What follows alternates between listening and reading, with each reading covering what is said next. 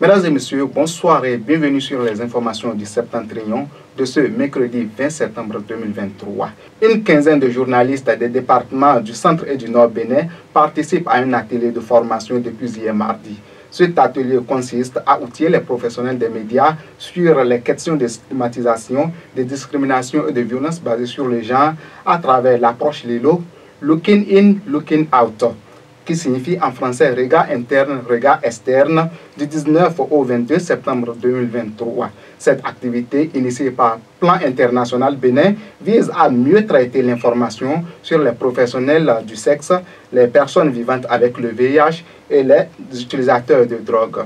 Le maire de la commune de Gorgounou, Seydou Bari Tidjani, participe aux travaux de la rencontre de l'action internationale des collectivités territoriales qui se tient depuis hier 19 septembre à Paris.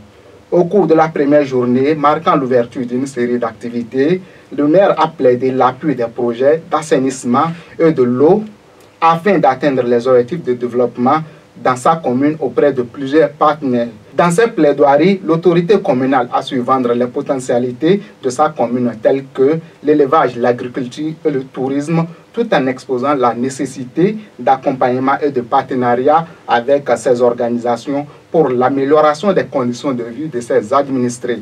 La deuxième édition des journées du comité scientifique sectoriel Sciences naturelles agronomie SNA a été lancée hier dans la salle 22 de l'université de Parakou.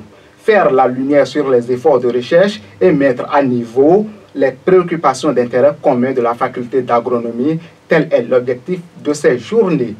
C'était en présence de la présidente du conseil scientifique sectoriel, professeur Christine Winsanvi, du vice-doyen de la faculté d'agronomie, des anciens chercheurs ainsi que les étudiants de ladite faculté. Terminons cette session d'information par le Koutamakou de l'Atakora, qui est désormais dans le patrimoine mondial de l'UNESCO.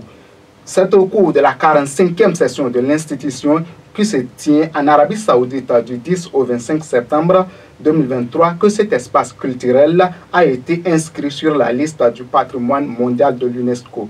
Le Koutamakou est caractérisé par les tatasomba et les espaces naturels associés à des pratiques socio-culturelles encore florissantes. Il faut noter qu'il couvre une superficie de 211 826 hectares, dont 240 658 hectares du côté béninois. Ce sera tout pour aujourd'hui. Merci de nous avoir suivis. À demain pour d'autres informations.